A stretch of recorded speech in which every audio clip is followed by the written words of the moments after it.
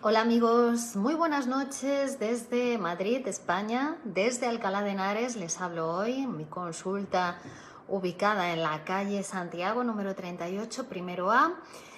Mi nombre es Virginia Valdominos y en este espacio de psicoanálisis y salud mental es un espacio para hablar, para conversar desde el punto de vista psicoanalítico de todos aquellos temas que van ustedes planteando, van solicitando que hablemos de ellos y otros que van surgiendo sobre la marcha en estos espacios, también en nuestras redes sociales, donde se generan interés y generan debate.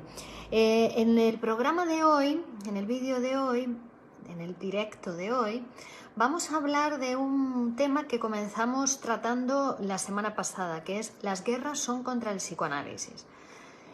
Vamos a darle continuidad porque hubo un aspecto que me gustaría resaltar y me gustaría seguir conversando sobre él acerca de por qué las guerras frenan el progreso de una sociedad, también el progreso en el sentido del cuidado de la salud mental de una sociedad, o mejor dicho, son contra la salud mental de una sociedad. Y también podríamos decir que toda guerra lo que frena es el progreso, el crecimiento de la mujer o de las mujeres en la sociedad, de lo femenino en la sociedad, porque no es tanto de las mujeres que también, sino de todo ese apartado de la feminidad, de lo femenino que tan necesario es para nuestras sociedades actuales, nuestras sociedades de hoy en día, que en general están forjadas de acuerdo con criterios masculinos, que están hechas por hombres. Y recordemos que decíamos que el hombre tiene las claves del trabajo y de la guerra, ¿no? Entonces la guerra va a ser un invento del hombre, ¿no? Un invento masculino, mientras que lo femenino tiene que ver con el amor, con el goce, con la cultura, con el arte, con la creación. Y digo lo femenino, y no tanto porque también se suele asociar la mujer a madre, a la función de la procreación. Pero la mujer en este siglo, en el siglo XXI, debe dar ese salto, o su reto principal es dar ese salto de la maternidad a la feminidad, dar el salto de la mujer como madre a la mujer como mujer, e incluso la suma, ¿no?, de la mujer madre y la mujer mujer. Igual que el hombre, también su reto va a ser poder posicionarse de forma femenina, o sea, en la posición mujer, la posición femenina, sin caer en la homosexualidad, ¿no? También ese es un reto para el hombre, que como decíamos la vez pasada, el hombre a lo largo de la historia ha sido capaz o ha tenido más permitida la función femenina que la mujer, la función de la creación, la función de escribir, pintar, investigar, incluso se hacen en función femenina. Por lo tanto, los hombres tenían más abierto ese camino que la mujer. Normalmente la mujer la ha tenido más restringido, más reprimida la función femenina.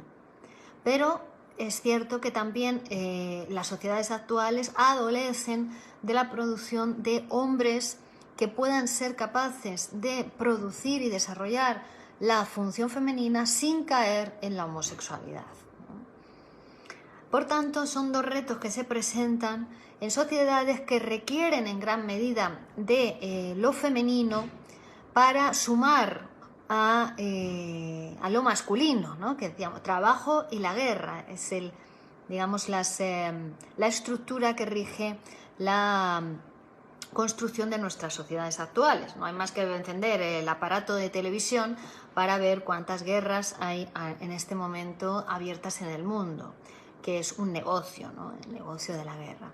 Pero hoy me quiero centrar más en esta cuestión de lo femenino y de la importancia de lo femenino, porque lo femenino está denostado, porque claro, lo femenino trae la castración, lo femenino trae la diferencia sexual, lo femenino trae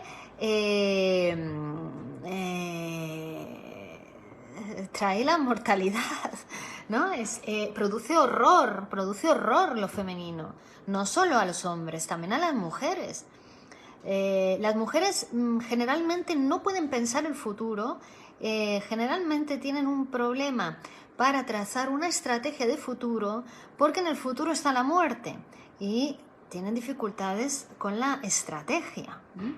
Es decir, que también la diferencia sexual, la falta y la mortalidad es algo que asusta muchísimo a las mujeres, y eso viene con lo femenino, fíjense, porque cuando en el aparato psíquico no está todavía lo femenino, tampoco está lo masculino. Es decir, nos encontramos en un primer momento en el niño, y cuando digo en el niño, ustedes piensen que esto no desaparece nunca en el aparato psíquico.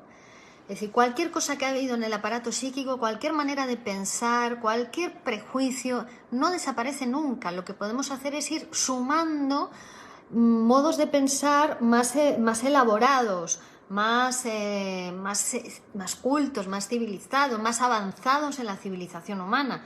Pero eso no significa que otros modos de pensar más infantiles o más arcaicos desaparezcan. A veces están reprimidos y desde lo inconsciente siguen ejerciendo un efecto muy poderoso en nuestro aparato psíquico, ¿no? Entonces, en el niño, todos los niños, tanto niños como niñas, en un principio ellos, no hay diferencia sexual para ellos. Ni siquiera es algo que les preocupe, ¿no? Porque en un principio, en la fase oral, da igual, o sea, todo el mundo tiene boca.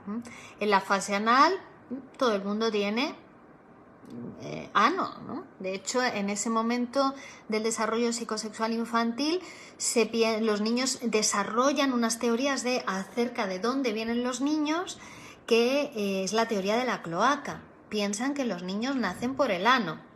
Todavía no hay genitales femenino ni genital masculino. Eso sería en la fase anal.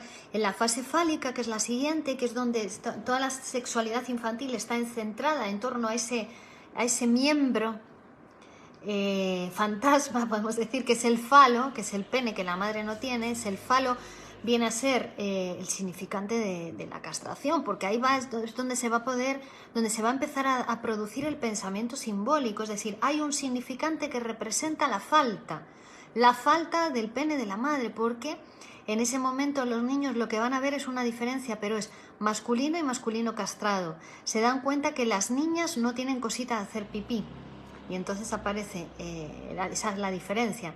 Pero en ese momento lo que ellos atribuyen es que a las niñas se lo han cortado porque han sido malas, o todavía no les ha crecido, y entonces que son tontas, son retrasadas, ¿no? Y las niñas también piensan eso de sí mismas, ¿no?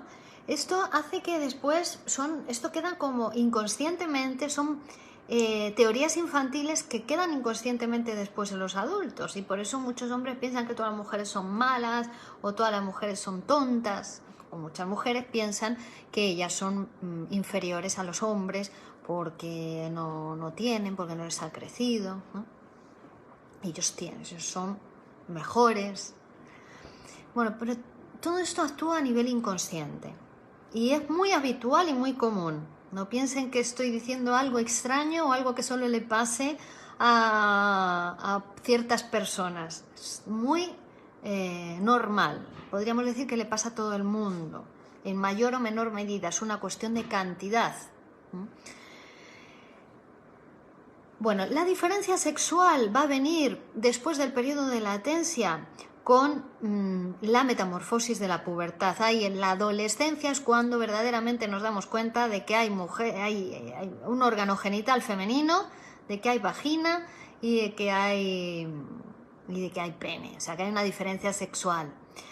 Pero es que hasta ese momento, como la vagina es un órgano que no se ve, ¿no?, que es interno, pues entonces, al no verse, todavía no está el aparato psíquico preparado, porque todavía no se ha inaugurado esa zona erógena para producir esa diferencia. Pero cuando llega la metamorfosis de la pubertad, ahí sí se prepara y a todo el aparato y también el cuerpo, porque es de cara a la reproducción de la especie, necesaria para la especie, porque somos una especie mortal y por tanto se tiene que reproducir. Y entonces por eso tiene que ver con la mortalidad, la diferencia sexual, porque ahí es cuando digamos que se anuda, se atan los cabos, ¿no? Es que hay diferencia sexual porque tenemos que reproducirnos, porque morimos, porque la especie porque tiene que haber hombres, mujeres, machos, hembras para que se reproduzca la especie. Entonces la diferencia sexual es fuerte para el sujeto, es muy fuerte, ¿no? Es probablemente toda esta cuestión de la castración, toda esta cuestión de aceptarse diferente y aceptarse mortal, es la que está a la base de todas las guerras. No aceptar la diferencia sexual lleva después a todos los subrogados de no aceptación de las diferencias, no aceptar la diferencia racial, no aceptar la diferencia de pensamiento, no aceptar la diferencia ideológica, no aceptar las pequeñas diferencias entre países, ¿no? Que es el narcisismo de las pequeñas diferencias, dice Freud. No aceptar las diferencias, cualquier diferencia, la no tolerancia a las diferencias tiene que ver con esa no aceptación de la diferencia sexual, con la negación de la diferencia sexual, porque produce horror. La castración, ¿no? La aceptación de la castración produce lo que llamamos el horror de la castración, el terror a lo femenino, tiene que ver también con eso. Bueno, pues eso probablemente también esté, como decimos, causando a la base, ¿no? O sobredeterminando, mejor dicho, la producción de las guerras. Entonces, las guerras no solamente son contra el psicoanálisis, sino también contra lo femenino. Lo que pasa es que el psicoanálisis nos trae lo femenino. El psicoanálisis es la herramienta de lo femenino, ¿no? Es el instrumento de lo femenino, es el instrumento que permite producir en todos nuestra feminidad, seamos hombres o seamos mujeres, producir en todos nuestra diferencia, porque aunque seamos todos semejantes, todos somos humanos, todos somos diferentes. Y eso también es lo interesante del psicoanálisis, la riqueza del psicoanálisis. No hay dos procesos psicoanalíticos iguales, no hay dos imaginarios iguales, no hay dos pacientes iguales, no hay dos discursos iguales, ¿no? Digo que aunque alguno esté habitado, o sea, viviendo sobredeterminado por un discurso, después cómo cada uno se posiciona frente a ese discurso también es distinto. Cómo cada uno niega la diferencia sexual va a ser diferente, ¿no? O niega su deseo. Entonces, cada tratamiento va a ser único, personal, pero por ende también va a producir sujetos originales, artísticos, ¿no? Los productos del trabajo del psicoanálisis también van a ser artísticos. No solamente es una ciencia el psicoanálisis, una ciencia bien definida, bien fundamentada, con más de 9.000 páginas escritas, sino que también va a ser un arte en el sentido de que va a producir productos todos diferentes. El paciente no debe parecerse al psicoanalista para nada, ¿no? Es como si el carpintero hiciese mesas que se parecieran a él, ¿no? El psicoanalista debe permitir, tolerar la diferencia, si no es un psicoanalista. Precisamente por eso también el psicoanalista, su formación es tan exigente y tan disciplinada, porque está en juego la aceptación de la castración por parte del psicoanalista, la aceptación de la diferencia, de que cada paciente, de que la producción de que se produzca en el psicoanálisis es una producción del sujeto, no del psicoanalista, ¿no? Pero también este tema de la castración y la diferencia sexual tiene que ver con la simbolización, con el pensamiento simbólico. Bueno, pensamiento del que, permítame decirle, adolecen muchas sociedades, cosa que también está producida por la guerra y cosa que también beneficia a los señores de la guerra, porque pueblos con pensamiento simbólico, pueblos capaces de pensar, pueblos capaces de pues ostentar el poder o las direcciones de su cultura o de su idiosincrasia, digamos, capaces de ostentar la soberanía popular, hay muy pocos en el mundo, ¿no? Precisamente porque está muy poco alimentado el pensamiento simbólico. Y esto lo estamos diciendo en el siglo XXI. En el siglo XXI, donde la mujer parece ser que para empoderarse tiene que ser, bueno, si atendemos a las últimas noticias, una zorra, no una mujer, ¿no? Ya vamos al reino animal, ¿no? Tiene que ser, para estar empoderada, tiene que ser una zorra. Es decir, hemos pasado culturalmente de la posición madre a la posición prostituta, ¿no? Para tener un empoderamiento. Bueno, ¿cuándo llegaremos a la producción de la mujer del siglo XXI? ¿No? Bueno, como sociedades estamos muy lejos de ello, a nivel social, a nivel de ideologías dominantes. Es decir, es un trabajo puramente psicoanalítico. La mujer que quiera conseguir construirse como mujer en el mundo tiene que hacer un trabajo de psicoanálisis. O el hombre que quiera producirse como hombre en el mundo también tiene que hacer un trabajo de psicoanálisis. No hay otra manera hoy por hoy. Y gracias a que disponemos de la herramienta para poder hacerlo, ¿no? Bueno, voy a ir a las preguntas. Como ven, este es un tema muy controvertido,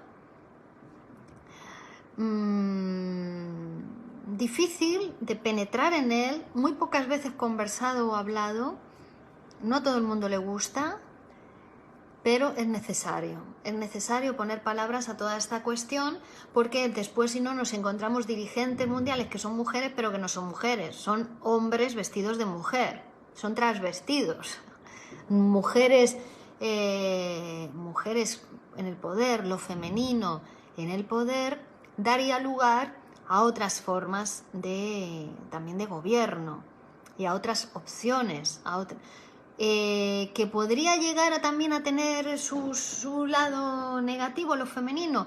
Claro, si se convierte en una dictadura de lo femenino también, ¿no? Sino que hay que sumar, hemos dicho, lo femenino. Para que haya masculino tiene que haber femenino. Cuando hay femenino ya tenemos las dos posibilidades, posición masculina y posición femenina.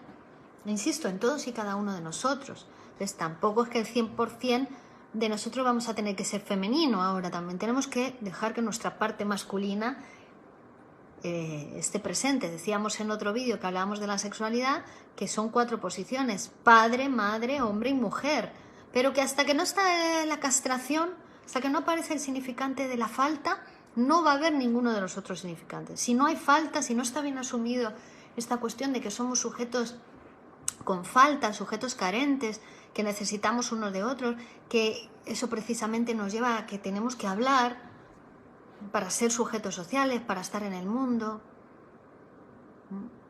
Bueno, si uno no acepta la castración, pues entonces difícilmente podrá construir su posición en el mundo como sujeto psíquico, su posición padre, madre, hombre, mujer. Más bien se expresarán en él como efectos de su posición síntomas, ¿no? Será un sujeto neurótico, un sujeto psicótico, un sujeto perverso. Hola a todos, Yoshimi, Carolina Palau, Sil Rossini, buenas tardes, Carlos Alberto Gutiérrez, Carlos Latorre, buenas noches, Manuel Borja Santana, saludos, Carlos comparte, gracias, Francisco Martín, Angélica Álvarez, Sil Rossini. Freud mencionaba la envidia al pene. Sí, también es interesante esta cuestión de la envidia al pene, porque la envidia al pene va a ser la roca en el caso de la mujer. Y por mucho que esté todo psicoanalizado, esta cuestión siempre va a ser, ¿no? Acabamos en la mina, pero vamos a encontrar esa cuestión. Igual que en el caso del hombre está esa dificultad que decíamos de posicionarse en posición pasiva frente a otro hombre sin miedo de perder su pene, ¿no? Sin caer en la homosexualidad, que también Pues bueno, la sociedad está un poco que pasa de un extremo a otro, ¿no? Como todavía no, como sociedad, la producción de lo femenino y la construcción de lo femenino todavía no ha llegado, estamos bastante lejos todavía. Insisto, excepto casos puntuales, pero porque hay un trabajo de psicoanálisis que se está realizando a nivel de grupos o de instituciones o de escuelas, ¿no? Pero como sociedad, a nivel macro, estamos lejísimos todavía. Entonces, también por eso el hombre va como dándose tumbo. Cuando digo hombre, incluyo hombre, mujer, la humanidad, va dándose tumbos y va yendo, ¿no?, de un lado para otro. Y la envidia es uno de los sentimientos más primitivos, por otra parte, ¿no? Y tiene que ver siempre con esa envidia a que el otro tenga, ¿no?, y uno no tenga el pene. Bueno, la mujer pues está siempre presente a nivel muy, muy inconsciente, aunque sea a nivel muy inconsciente, otras veces está a flor de piel, ¿no?, pero está esta cuestión. Pero en los hombres también hay envidia a la vagina por parte de los hombres. Angélica Álvarez, Feliz Joaquín, Manuel Borja, buenas tardes. Francisco Martín, hola, ¿cómo estás? Pregunta, ¿cómo afecta el nombre del padre en el desarrollo psíquico? Pues mira, hoy estudiando Lacan llega a decir que el falo, el significante de la falta, es equivalente al nombre del padre. Porque no va a haber nombre del padre hasta que no se produce la castración, hasta que no, pero es eso, primero de todo está la castración de la madre fálica. Primero de todo es que la madre no tiene falo. Es decir, es una desatribución que hace el niño a ese ser todopoderoso que era la madre, que le había salvado la vida, que le había dado todo lo necesario para que él sobreviviese, el niño o la niña. Ahora tienen que desatribuir a ese ser totipotente, y ahí cuando desatribuyen a ese ser, entonces ya aparece el padre. Porque antes se pensaba, esto era una confusión, que primero aparecía el padre con la amenaza de castración y entonces el niño castraba a la madre, la desatribuía. Y no es así. Primero se produce, o sea, llega un momento del aparato psíquico que el niño ya está preparado para desatribuir a la madre. La amenaza de castración tiene que estar, que generalmente la realiza el padre, pero a través de la madre, ¿no? Pero primero tiene que aparecer esa desatribución, que es la castración, y ahí aparece el significante del nombre del padre y los otros significantes, cualquier otro significante, ¿vale? Primero se tiene que dar, tiene que aparecer el significante de la falta, de que hay algo que falta, que hay algo que no se puede. Claro, porque viene la falta, pero bajo una amenaza. Eso no se puede, eso está prohibido. Si lo haces, vas a perder eso que tanto estimas. Que en ese momento, bueno, pues el niño lo pone en el pene, ¿no? Pero que la pérdida en cada etapa del desarrollo psicosexual va a estar relacionada con la oral, con el pecho de la madre, el anal con el excremento, la fálica con el pene, pero siempre va a haber algo, tiene que ver con elaborar la pérdida, elaborarse como fallado, como mortal, reducir, ¿no? Tiene que ver con legislar el narcisismo infantil que piensa que solo lo puede todo. Pasar del narcisismo a la elección de objeto que es necesaria, insisto, para la reproducción de la especie. Es que esto es una cosa que va con la evolución, digamos, lo psíquico va a acompañar a lo biológico. Es que es necesario para la especie reproducirnos, es necesario unirnos a otro, ¿no? A otro objeto. Entonces es necesario que se pase del narcisismo de yo puedo todo solo, que además es falso, porque uno solo no puede nada, se moriría, al mundo, a estar entre otros, a producir a los otros, a construir a los otros en tu aparato psíquico, esa posición de los otros. Lo que pasa es que los otros empiezan siendo la madre y el padre, luego los hermanitos, y luego ya vendrán pues los otros, ¿no? Los otros semejantes.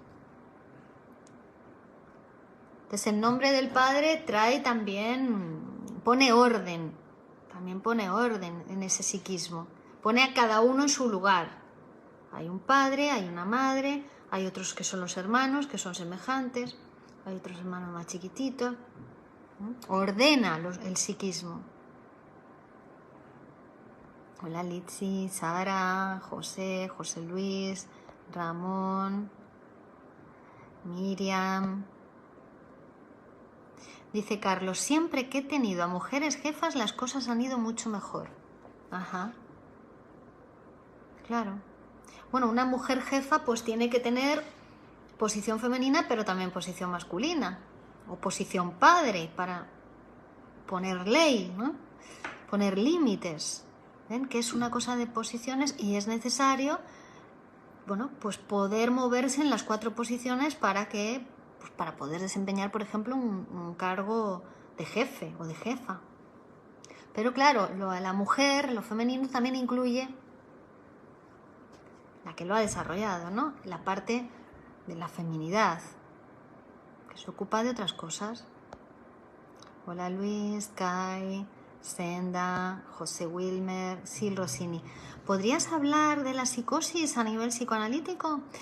Sí, hemos hecho varios programas sobre la psicosis, pero vamos a hacer otro. Lo añado a la lista de temas, que tengo 3 o 4 nuevos para añadir. Hoy los añado y pongo también el tema de la psicosis. Quetzo Pizza, Alejandro, Gilda, Michael, Rudy, Jorge, Luis, Francisco. ¿Y tú nos podrías explicar un poco cómo funciona la dialéctica del deseo? Vale, pues también anotamos ese tema para otro vídeo, la dialéctica del deseo. Vale. Jorge Milos, Vero Escalante, Cristian Yedro, Joselín, Agustín, Marta, Edwin, Avi y Silvia. Bueno, pues muchísimas gracias a todos. Este tema era el vídeo de hoy para cerrar la sesión, el vídeo también de la sesión anterior. Era una continuación que me parecía que, bueno, pues teníamos que dar un cierre y hablar de esta cuestión de lo femenino y la feminidad y lo importante que es y por qué el psicoanálisis, por qué las guerras son contra el psicoanálisis, pues porque permite todo un paso más de la civilización humana, pero no lo van a poder frenar, Recién se inició y continuará, a pesar de todas las guerras, continuamos avanzando y avanzando y avanzando y cada vez somos más. Y si somos más, recuerden, podemos ser mejores. Así que vuelen estas palabras y seguimos. Gracias a todos. Os dejo en la descripción del vídeo mis datos si queréis contactar conmigo, conversar, psicoanalizaros desde cualquier parte del mundo. Y también voy a dejar un link a mi página de Google para que podáis valorar mi trabajo y ayudar a otras personas que lo deseen llegar hasta el diván. Muchas gracias a todos y seguimos. Chao.